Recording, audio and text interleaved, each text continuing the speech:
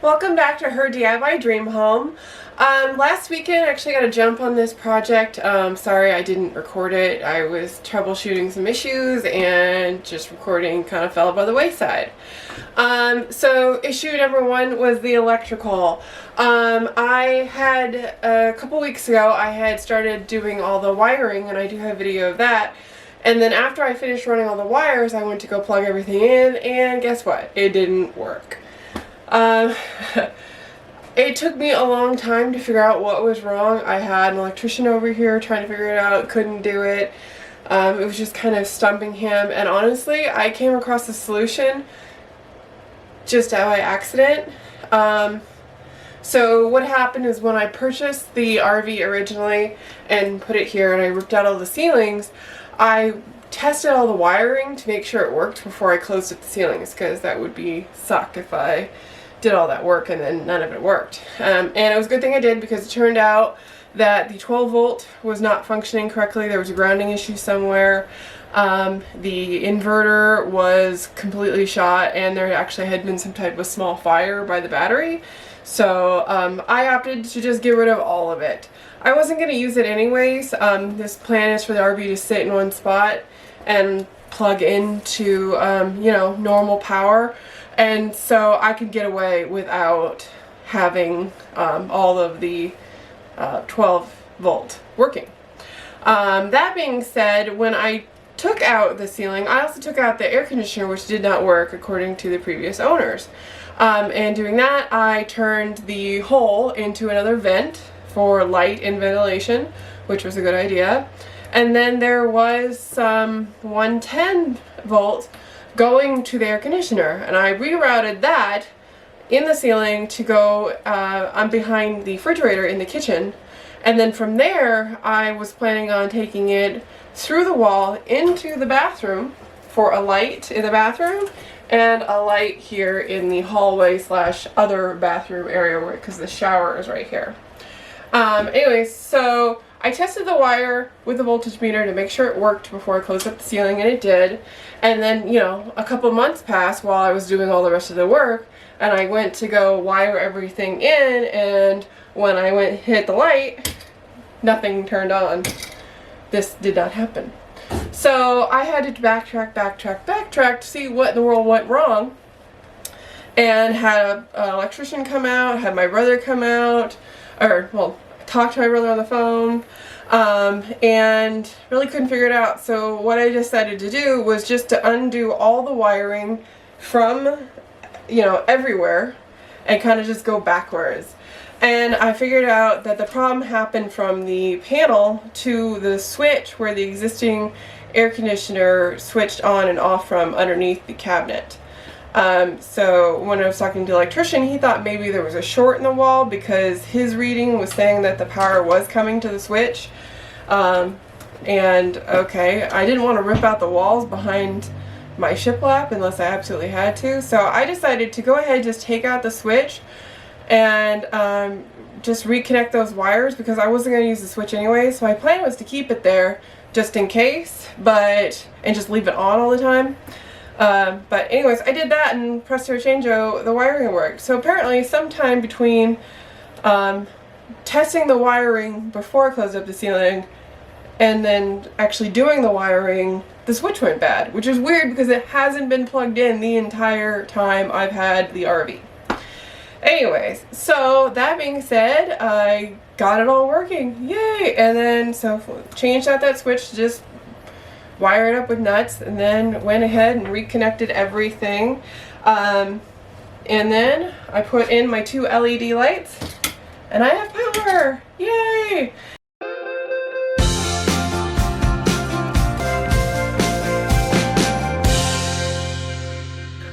My plan for today is to prep and start the electrical that's going to go in here.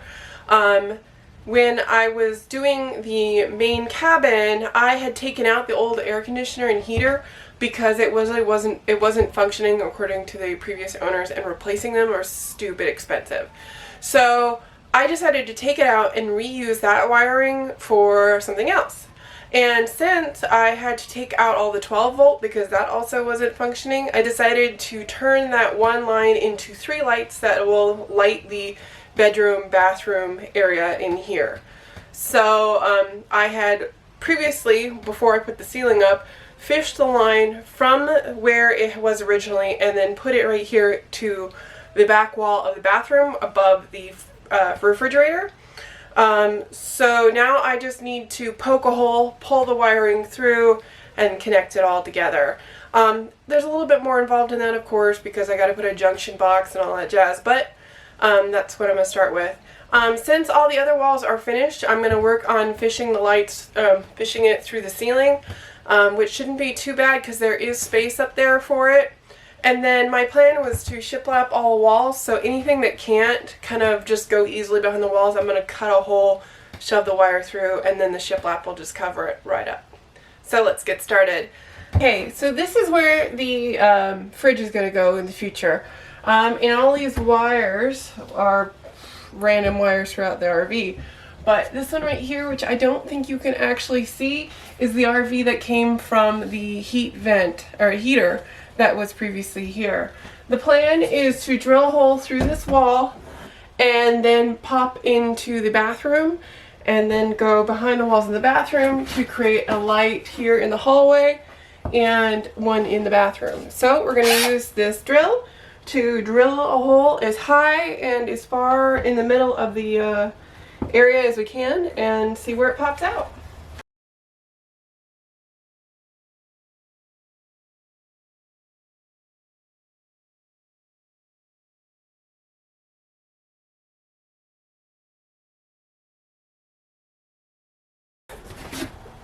One hole awkwardly drilled. Let's go see where it popped out. Here we go. Right there is not a terrible location. It's just a little bit off to the side of the center, which is fine. I'm not going to put the light here. I'm actually put it here. And I'm going to shiplap the entire bathroom area, including the ceiling. So what I'll do is I will cut a line up and over and down.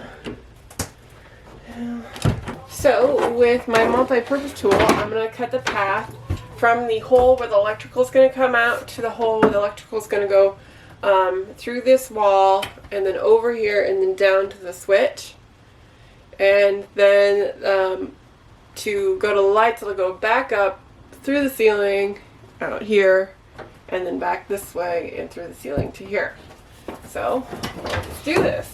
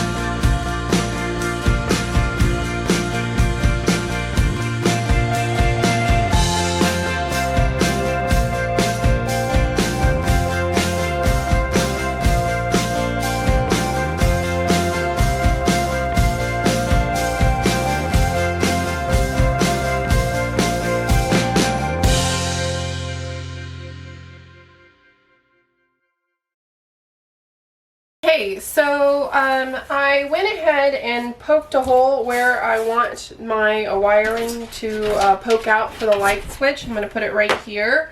I got this old work single gang light switch box that is actually just a little bit deeper than the wall, so it'll poke out a little bit, but I'll go ahead and caulk that so it's not so noticeable.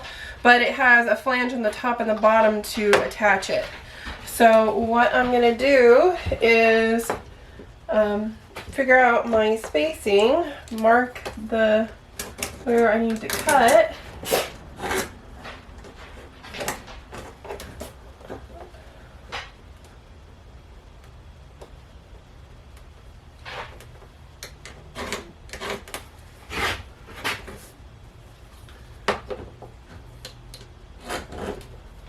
Here we go. And then I'm going to use my multi-purpose tool to go ahead and cut a hole. Let's see if this works. I did buy a new plunge cut blade for this so that it would be nice and sharp. Let's see how the old one works.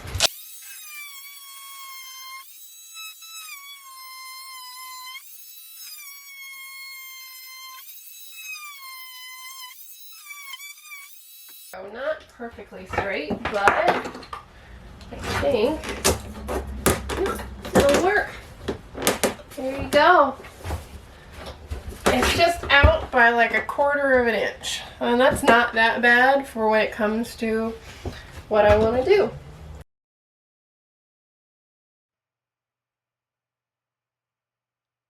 So this is where I mentioned earlier in the video that I did not get everything recorded. When I hit my snafu, I kind of was so focused on trying to figure out what the electrical problem was that I just stopped recording. After troubleshooting off camera, I installed the first 2 lights and then later decided to add 3 more.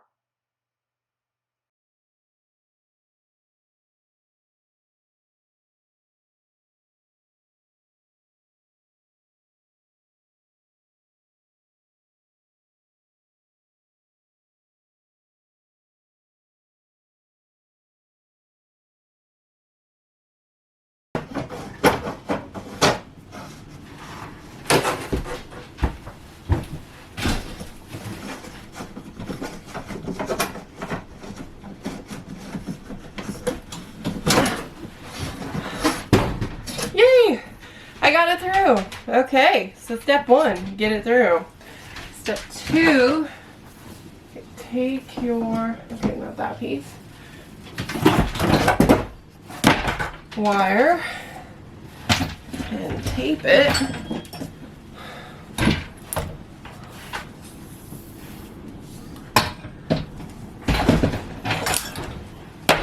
Okay, I'm back. So I've tried a couple of times to pull the wire through using the fish tape, but unfortunately I think the wire is just too big to fit through whatever it is going through.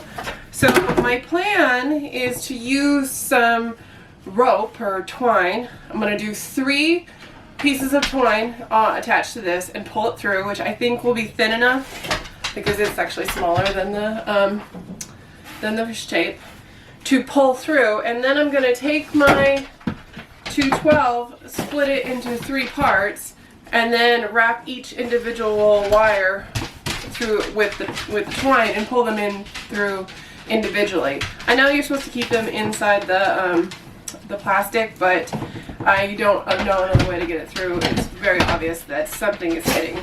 So I'm hoping just 1 rather than 3 spread out flat will fit through the crevice that it's going through rather than 1 big one. So let's get started.